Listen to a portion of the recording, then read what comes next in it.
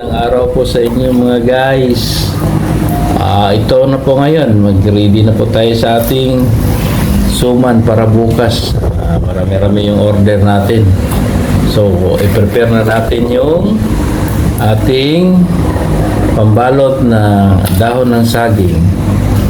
Pinipili natin yung malinis at walang punit kasi puputok yung suman natin, yung malagkit pagka may punit.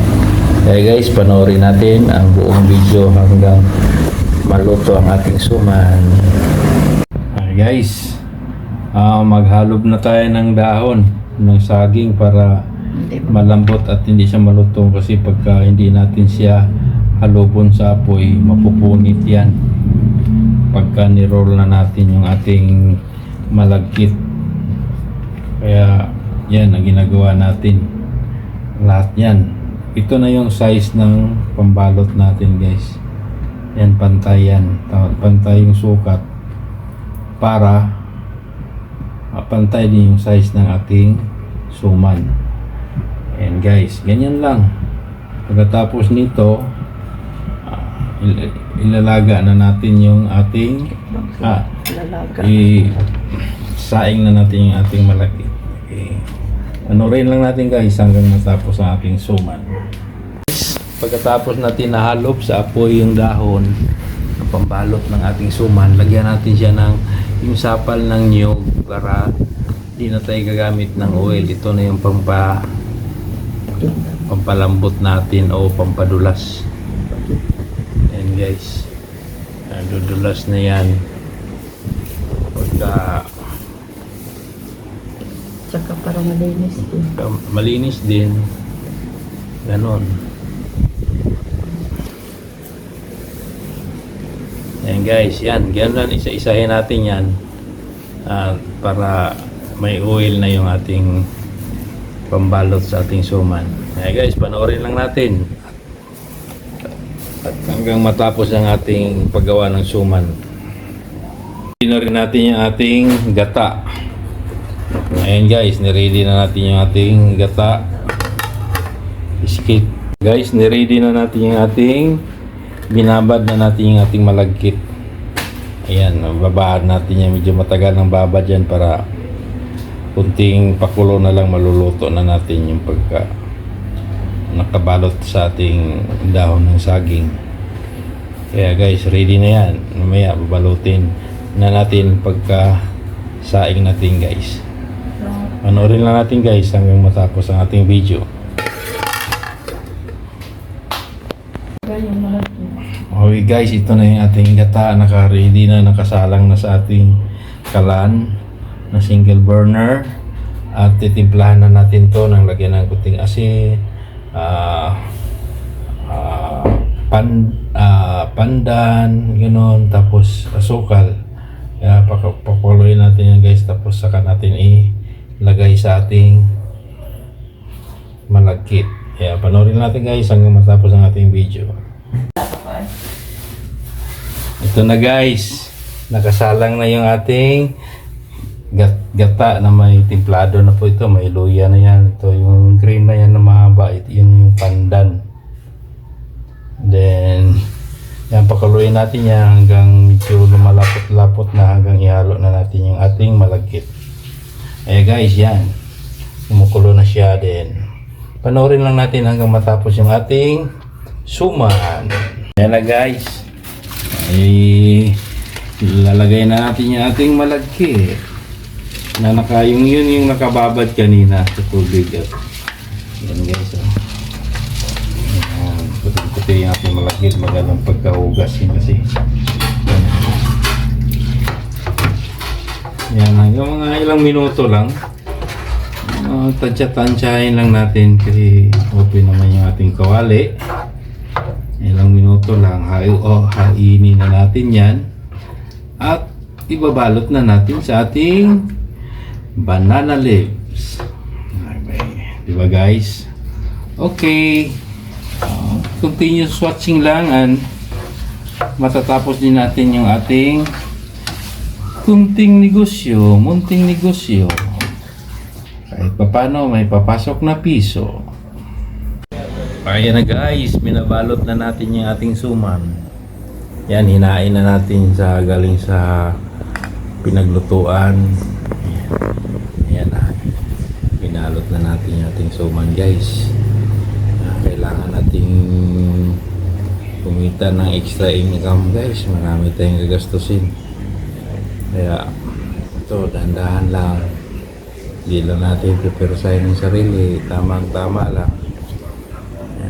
Sa panahon ngayon, pagka nagutom yung tao, naghanap talaga ng nakakatipid na at least mabusog ka naman. Ito, sa halagang 10 piso guys, sa isang balot na suman, busog ka na yan.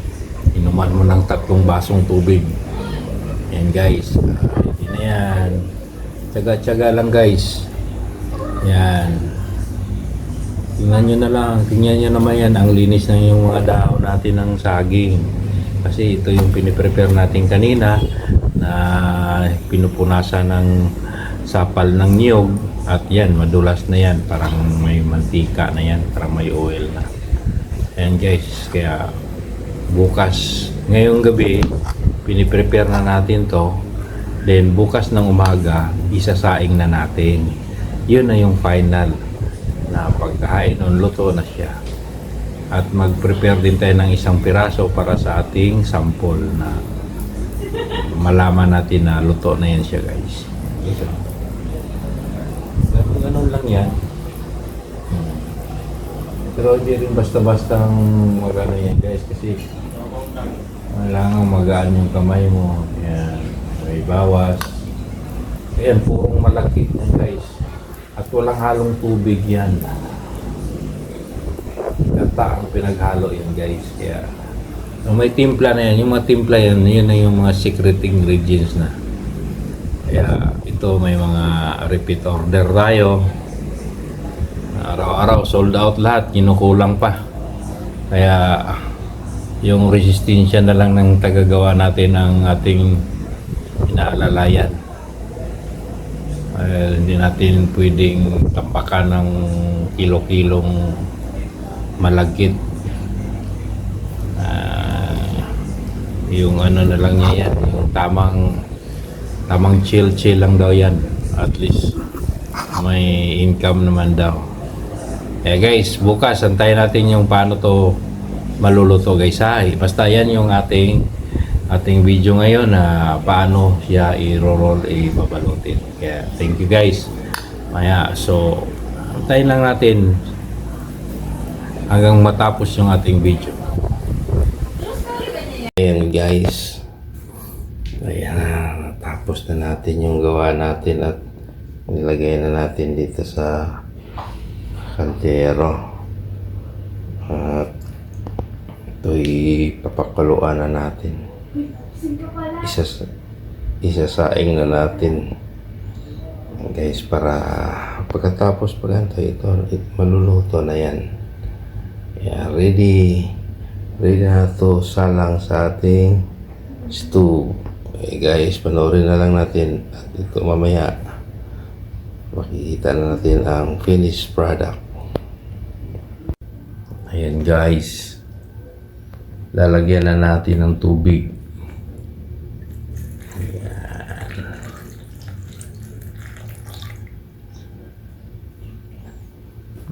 Tansyahin lang natin ang tubig. Mga 2 basong tubig, 3 basong tubig pwede na. At isasalang na natin.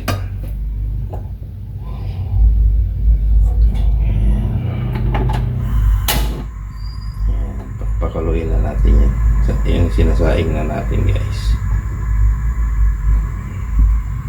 Tama lang yung apoy para hindi maubos yung gas natin.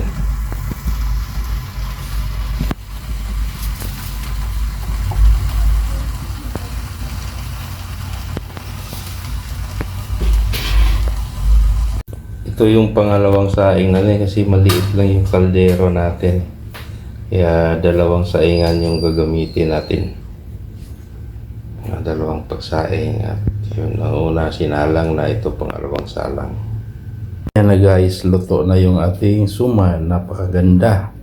Napaka malusog yung suman natin guys ngayon. Magandang pagkamaalsa kasi itong mga nabili nating malagkit. Ayan, luto na yan guys. At tatanggalin na natin yan.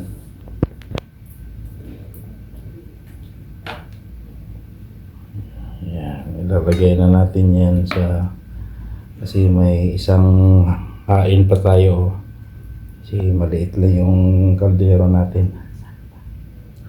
Pagkatapos yan pupunasan pa natin yan kasi nagpapawis siya sa moist niyang pupunasan natin ng isang malinis na isang linis na pamunas.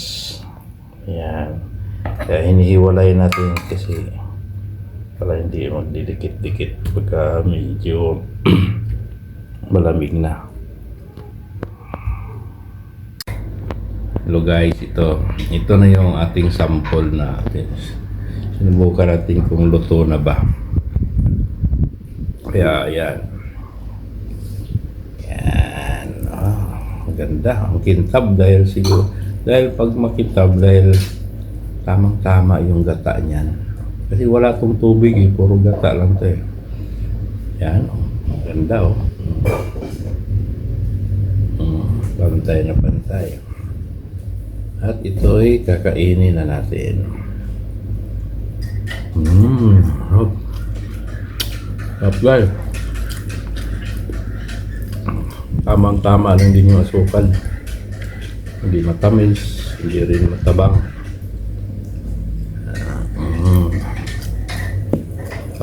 Diyan mo luto. Ang tintab ng dahon ng saging sa loob. Dahil sa gata yan, magandang pagka timpla sa gata. Sakto-sakto lang. Hindi sobra, hindi rin kulang. Kaya ubusin na natin tong sample natin guys. Yan naman, ito yung unang natin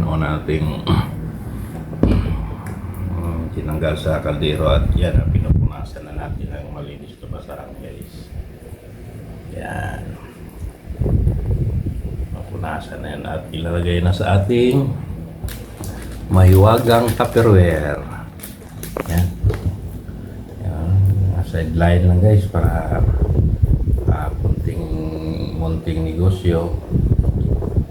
Yan, order na po kasi ito kaya madali pagka-order. Siyempre pag order talagang malinis lahat.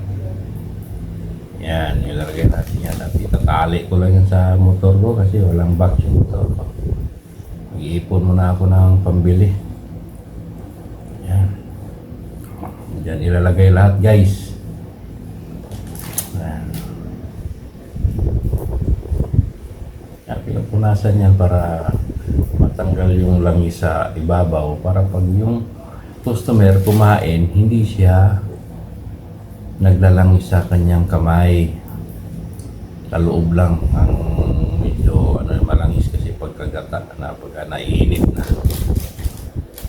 Guys, punasan lang lahat yan at ilagay at ihantay natin yung pangalawang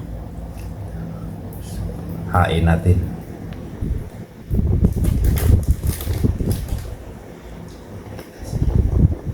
Hi guys, ito na yung ating pangalawang hain at sa wakas natapos na yung ating pagluluto ng suman. Ayan guys, ang ganda ng pagka pantay na pantay siya. Talagang malusog yung suman natin. Ayan, ito na yung kaninang unang hain, naka-ready na. Naka-ready na unang hain natin. Tapos na yan napunasan. Pupunasan pa natin yan. Pagkapunas yan, ipapatong na rito para tapos na yung gawa nating suman. Hi guys, thank you for watching and God bless everyone.